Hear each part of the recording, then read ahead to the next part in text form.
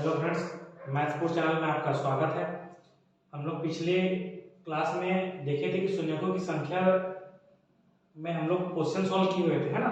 और हम लोग उससे पहले वाले वीडियो में हम लोग क्या सीखे थे, इसके मतलब शून्यकों की संख्या हम लोग ज्ञात कैसे करते हैं, कॉन्सेप्ट सीखे हुए थे, है ना। मैं फिर से एक बार रिपीट कर रहा हूँ। शून्यकों की संख्या ज्ञात करने के लिए हमको क्या चाहिए, हमको 2 और 5 का गुणनफल चाहिए, है ना। या फिर किसी भी संख्या के लास्ट में शून्य हो वो भी शून्यकों की संख्या कहा जाएगा, है ना। डायरेक्ट वहां से भी दे सकते हैं, ठीक है। और मतलब शून्यकों की संख्या ज्ञात करने के लिए 2 और 5 में जो सबसे छोटी घात रहेगी, है ना, 2 की घात या 5 की घात में जो दोनों में से तुलना करेगा, दोनों में से जो सबसे छोटी घात रहेगी वही हमारी शून्यकों की संख्या कहलाएगी। या दूसरे शब्दों में जितने हमारे जोड़े बनेंगे, 2 और 5 की घात के जितने हमारे जोड़े बन सकते हैं, है ना, तो वो हमारी शून्यकों की संख्या कहलाएगी, है ना। पिछले हम जितने भी मतलब क्वेश्चन सॉल्व किए हैं ना, सब अलग अलग टाइप के थे, थोड़ा मोड़ा, है ना। और हालांकि पीएससी और व्यापक में अभी तक के मतलब नहीं के बराबर ही क्वेश्चन आए हुए हैं ना, लेकिन एसएससी और रेलवे में इस टाइप के क्वेश्चन मतलब आते हैं, है ना। तो अच्छे अच्छे क्वेश्चन है। अभी हम लोग आज भी क्वेश्चन हम लोग सॉल्व करेंगे। चलिए हम लोग स्टार्ट करते हैं, देखते हैं क्वेश्चन, है ना। क्या है, शून्यकों की संख्या ज्ञात करें। क्या लिखा है, 1 की घात 5 गुणा 2 की घात 5 गुणा 3 की घात 5 गुणा, ऐसे आगे बढ़ता कहाँ तक है, ये 32 की घात 5, है ना। कहने का मतलब यहाँ हर दूसरा संख्या क्या है, वो कुछ ना कुछ 2 का गुणनखंड तो होगा ना। अगर यहाँ मैं 4 लिखूंगा तो वो भी 2 का गुणनखंड कुछ ना कुछ होगा, 6 भी 2 का उसमें गुणनखंड होगा, है ना। तो कहने का मतलब यहाँ 2 वाली संख्या तो सर्वाधिक हो जाएगा, 2 की घात वाला। और हमको क्या, शून्यकों की संख्या निकालने के लिए हमको तो क्या चाहिए, जो सबसे कम घात हो, या फिर जोड़े बने तो जोड़े भी कब बनेंगे, यानी कि 1 की घात मान लो 2 की घात में अगर 10 है और 5 की घात में अगर 4 है, तो 4 के ही तो जोड़े बना सकते हैं, बनाया जा सकता है ना। क्योंकि जिसकी घात कम है उसी के उतने ही जोड़े बनाए जा सकते हैं, एक्स्ट्रा तो नहीं बनाए जा सकते हैं, है ना। तो हमको यहाँ पे थोड़ा सा सोचना है कि हम यहाँ पे 5 की घात निकाले या 2 की घात निकाले, है ना। तो यहाँ से हम लोग को यहाँ स्पष्ट हो रहा है कि यहाँ 2 की संख्या सर्वाधिक होगी, है ना, 2 का गुणनखंड, इसलिए हम यहाँ पे डायरेक्ट 5 की घात निकालेंगे और वही हमारा शून्यकों की संख्या होगा, है ना, क्योंकि हम लोग को तो सबसे कम घात चाहिए। तो चलिए इसको क्वेश्चन को देखते हैं। तो यहाँ पे 1 से लेकर 32 तक में 5 आएगा, है ना, 5 की घात 5 आएगा, ठीक है। उसके बाद क्या आएगा, देखो 5 की घात 5 में क्या आएगा, ये 5 की घात 5 ही रहेगा, है ना। उसके बाद क्या आएगा, 10 की घात 5 आएगा, है ना। 5 के बाद 10 वाला संख्या जिसमें 5 का गुणनखंड है, तो इसको मैं क्या लिख सकता हूँ, 2 गुणा 5 लिख सकता हूँ, है ना, की घात 5। यानी कि इसमें भी मैं 5 की घात वाले लिखूंगा तो 5 की घात 5 बनेगा, 5 की घात 5 बनेगा। उसके बाद में 15 आएगा, है ना, 10 के बाद 15 जिसमें 5 का गुणनखंड हो, तो इसको क्या मैं लिख सकता हूँ, 3 गुणा 5, है ना, की घात में 5। यानी कि इसमें भी अगर मैं 5 करूंगा तो ये 5 की घात, ये भी 5 बनाएगा, है ना। मैं 3 और 2 को छोड़ दे रहा हूँ क्योंकि मेरे को तो 5 से मतलब है ना। उसके बाद क्या आएगा, 20 आएगा, 20 की घात भी 5, तो 20 को मैं क्या लिख सकता हूँ, 4 गुणा 5 लिख सकता हूँ, की घात 5। तो इसको भी मैं क्या लिख सकता हूँ, 5 की घात 5, है ना। अब उसके बाद क्या आएगा, 25 आएगा, 25 की घात 5, तो 25 को मैं क्या लिख सकता हूँ, 5 गुणा 5 लिख सकता हूँ, की घात 5। कहने का मतलब ये 5 की घात भी 5 है और ये 5 की घात भी 5 है, यानी कि टोटल कितने होंगे। अगर इसको मैं ऐसा अगर और अंदर हल करता हूँ, देखो 5 यहाँ पे एक बार, ये भी 5 एक बार, ये टोटल मिला के 5 कितने बार हो गया, 2 बार हो गया। यहाँ पे ऐसा लिखा है ना, अगर आधार सेम रहता है ना तो उसके घातांक जुड़ जाते हैं, ठीक है। हम लोग आगे पढ़ेंगे घातांक वाला चैप्टर में, ठीक है। तो ये हो गया 5। अभी देखो ये कोष्टक की यहाँ पे क्या रहता है, गुणा रहता है, यानी कि यहाँ पे क्या हो गया, 5 की घात ये 10 हो गया, है ना। उसके बाद क्या आया, 30 की घात 5, तो 30 की घात 5 को क्या लिखूं, 6 गुणा 5 लिख सकता हूँ ना, की घात 5। तो ये भी क्या बनाएगा, 5 की घात 5 बनाएगा, है ना। अब मेरे को शून्यकों की संख्या ज्ञात करना है, ठीक है। तो जितने भी मिनिमम घात जो रहते हैं 5 की घात, है ना, 2 और 5 में 2 तो हमको नहीं इसलिए नहीं निकाल रहे क्योंकि 2 का घात तो इससे भी ज्यादा है इसीलिए, और हमको तो सबसे कम घात वाला चाहिए, है ना। तो शून्यकों की संख्या, तो शून्यकों की संख्या क्या हो जाएगा, सभी इसको जोड़ देंगे, देखो कितना है, ये 5 है, ठीक है, ये वाला हो गया, ये वाला 5 लिखना है ना, सभी घातों को जोड़ना है। तो उसके बाद ये वाला 5, है ना, उसके बाद ये वाला 5, है ना, उसके बाद क्या लिखेंगे, ये 10 लिखेंगे, है ना, और उसके बाद ये वाला 5, ठीक है। तो सभी को जोड़ते तो कितना जाएगा, देखो 5 5 10 10 5 15 15 5 20 20 और 10 30 और 30 5 35, ठीक है। तो मेरा ये वाले क्वेश्चन में शून्यकों की संख्या कितनी है? 35 है। ठीक है, ये मेरा आंसर। ठीक, समझ में आया यहाँ तक? बहुत ही आसान है, हमको बस देखना है ना। हमको सबसे पहले ये सोचना है कि इसमें 2 की घात निकाले कि 5 की घात निकाले, है ना। और लगभग मोस्टली 90% से ऊपर वाले क्वेश्चन में अगर इस टाइप के क्वेश्चन आते हैं ना, तो उसमें हम लोग को सिर्फ 5 वाली घात निकालते हैं, क्योंकि 5 क्या होता है? 5 हर पांचवा संख्या के बाद ही आता है 5 का गुणनखंड, लेकिन 2 क्या है? हर दूसरे संख्या में 2 का गुणनखंड मिलता है। कहने का मतलब यहाँ से स्पष्ट ऐसे ही हो जा रहा है कि 2 की जो घात होगा वो 5 से ज्यादा होगा, है ना। और आपको तो सबसे कम घात वाला चाहिए। ठीक है, समझ में आया? चलिए अगला क्वेश्चन देखते हैं। यहाँ पे लिखा है 1 की घात 1 गुणा 2 की घात 2 गुणा 3 की घात 3 गुणा, ऐसे करते करते कहां तक है? 28 की घात 28 में शून्याकों की संख्या याद कीजिए। अब देखो ये भी वही क्वेश्चन है, लगभग सेम टाइप का क्वेश्चन है, तो इसमें भी हम लोग क्या करेंगे? 5 वाली घात देखेंगे। क्यों? क्योंकि यहाँ पे 2 वाली जो घात है वो सर्वाधिक ही निकलेगा ना। देखो यहीं से अगर मैं देख लूं तो ये इसमें भी 2 का गुणनखंड है ना, यानी कि 2 की घात 28 हो गई होगा, है ना। तो इसीलिए हम यहाँ से भी स्पष्ट हो सकता है कि यहाँ भी 5 की घात को हमारा निकालना ज्यादा सुविधाजनक रहेगा, है ना। डायरेक्ट हम लोग उसको देख के ही शून्यों की संख्या निकाल सकते हैं। ठीक है, तो देखो यहाँ भी अगर निकालेंगे तो क्या हो जाएगा? देखो 1 की घात 1 2 की घात 2 3 की घात 3, मतलब जितना नीचे में उतना ऊपर में, वैसे 28 की घात 28, तो वैसे ही मैं यहाँ लिख सकता हूँ 5 की घात 5, है ना। उसके बाद क्या आएगा? 10 की घात 10 आएगा, है ना। उसके बाद क्या आएगा? 15 की घात 15 आएगा, है ना। फिर मैं यहाँ बगल में लिख लेता हूँ, ठीक है, दिखेगा। उसके बाद क्या आएगा? 20 की घात 20, है ना। उसके बाद 25 की घात 25 ये आएगा। अब ये देखो, अब इसको मैं क्या लिख सकता हूँ? अगर मैं इसको तो 5 की घात 5 ही लिख सकता हूँ, है ना। इसको क्या लिख सकता हूँ? 2 गुणा 5 की घात में 10, है ना, जो अभी लिखा था इससे पहले वाले क्वेश्चन में। तो ये क्या हो जाएगा? 5 की घात 10। ठीक है, समझाने के लिए ये है ना। अगर आप लोग एग्जाम में बनाओगे तो इसमें डायरेक्ट आप लोग को देखना है कि अगर एक 5 10 15 और 20 में तो एक एक 5 है, लेकिन 25 में 2 5 है, ऐसा करके, है ना। तो यहाँ पे देखो इसको क्या लिख सकता हूँ?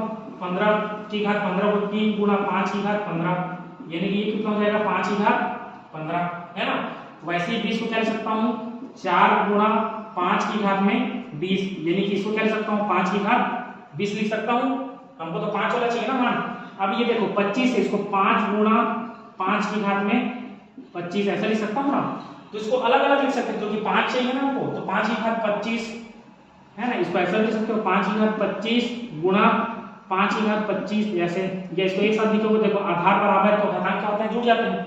तो 5 की घात ये 25 घन 25, है ना, कितना हो जाएगा? 5 की घात 50। समझ में आया? अब देखो, अब हमको शून्यकों की संख्या निकालना है, तो शून्यकों की संख्या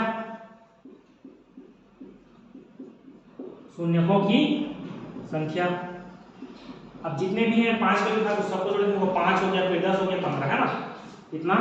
5 10 15 यहाँ पे जोड़ दिया। उसके बाद ये वाला 20 और 50। अब देखो जोड़ के देखो कितना आ रहा है? 5 और 10 कितना हो गया? 15, 15 और 15 30, 30 और 20 50, और 50 और 50 कितना हो गया? 100। ठीक है, एकदम आसान है, ये मेरा आंसर। समझ में आया?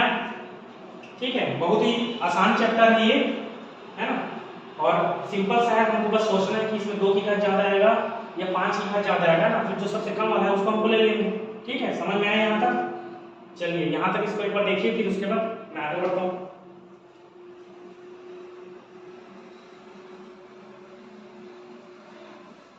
चलिए अगला क्वेश्चन देखते हैं।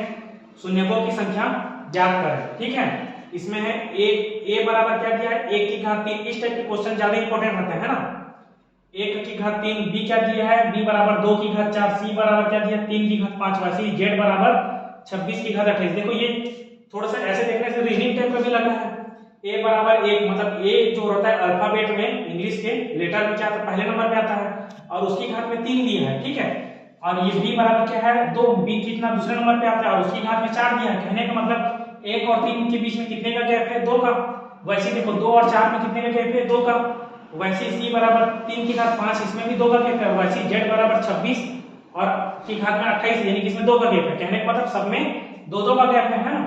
इसमें भी वही हमको क्या निकालना है? ये सबका गुणनखंड निकालना है ना, शून्यकों की संख्या निकालना है। ठीक है, कहने का मतलब कि a गुणा b गुणा c गुणा d गुणा z तक निकालना है अपने को।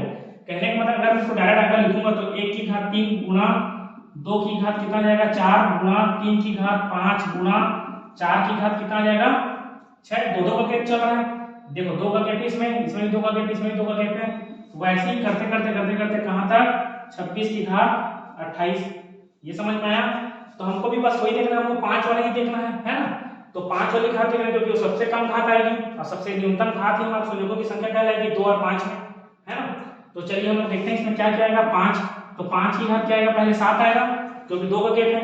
ऐसे दिमाग लगाना है, जोड़ना अपने हिसाब से नहीं, अरे 5 की घात अब क्या आएगा ऐसा नहीं, इसमें 2 का गैप यानी कि 5 की घात में क्या आएगा 7। अब उसके बाद 5 के बाद क्या आएगा 10 आएगा, तो 10 की घात में कितना 12 आएगा, 2 का ही डिफरेंस है ना। ठीक है, ये नीचे वाला ऊपर, नीचे वाला क्या छोटा है ऊपर वाला बड़ा है और बीच में 2 का अंतर है।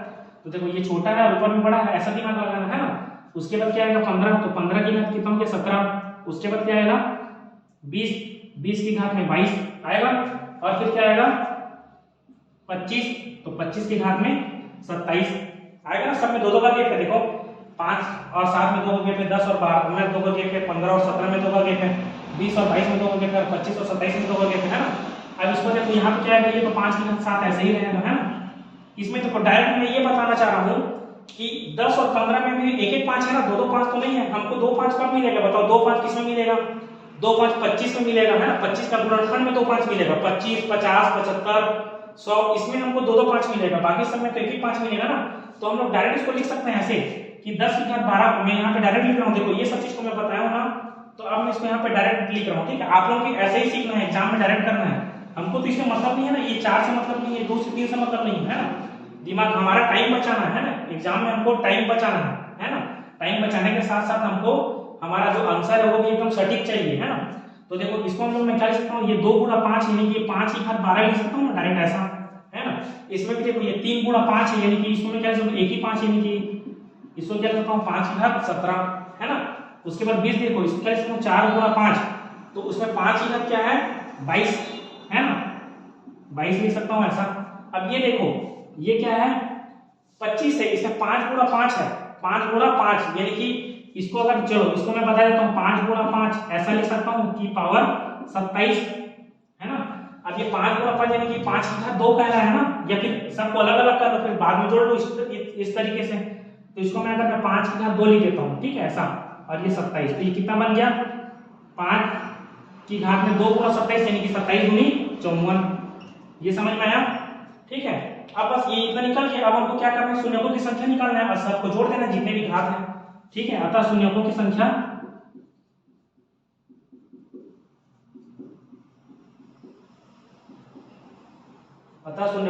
क्या क्या आ जाएगा देखो 7, फिर ये 12, फिर 17, फिर 22, है ना, फिर क्या आ जाएगा 54, ठीक है। अब इसको जोड़ो कितना आता है देखो 4 2 6, 6 और 7 13, 13 और 2 15, 15 और 7 22 का 2 और हासिल 2 आ गया, ठीक है। फिर इसको दे देते हैं 5 2 7, 7 और 1 8, 8 और 1 9, और 9 और 2 हासिल था, तो 9 और 2 कितना हो गया 11, तो ये 11 112 शून्यकों की संख्या इसमें होगा। ये इसका आंसर है। समझ में आया, सबसे एकदम मतलब आसान तरीके से मैं बताया हूं, है ना। आप लोगों को एकदम अच्छे से समझ में आया। और अगर किसी को कुछ दिक्कत हो रहा होगा तो मैं कमेंट बॉक्स में कमेंट कर सकता है, क्वेश्चन पूछ सकता है, कुछ भी डाउट रहेगा तो, ठीक है। सबसे मैं आसान भाषा में बताया हूं, है ना, एकदम इजी वे में। अगर देखो हम लोग इसको अगर इसको ये प्रैक्टिस करोगे, आप लोग बार बार प्रैक्टिस करोगे ना, तो आप लोगों को बस ये चीज लिखना पड़ेगा और डायरेक्ट ना आप अपने आंसर में डायरेक्ट लिया होगे 7 फिर 12 फिर ये 25 आ गया, इसमें 2 5 यानी कि इसमें 2 का गुणा हो गया, है ना। वैसे ही 50 आ जाता है तो क्या लिखते हैं उसको 2 गुणित 25 लिखते हैं, है ना, मतलब 2 गुणित 25 यानी कि 5 गुणित 5 गुणित 2 ऐसा करके, है, उसमें भी 2 5 आएगा, है ना। तो इस तरीके से इसको बनाना है और हल करना है, ठीक है। तो अगर वीडियो आप लोगों को अगर पसंद आ रहा है ना, समझ में आ रहा है, तो प्लीज वीडियो को लाइक करिए, है ना, चैनल को सब्सक्राइब करिए और दोस्तों लोगों को भी शेयर करिए, है ना, ज्यादा से ज्यादा। और कुछ भी आप लोगों को दिक्कत हो रहा है, डाउट हो रहा है, तो मेरे को एकदम कमेंट बॉक्स में कमेंट कर सकते हो और अपना फीडबैक भी दे सकते हो कि क्या चीज मतलब और सुधार करने की जरूरत है ना। चलिए आज के लिए इतना ही, धन्यवाद।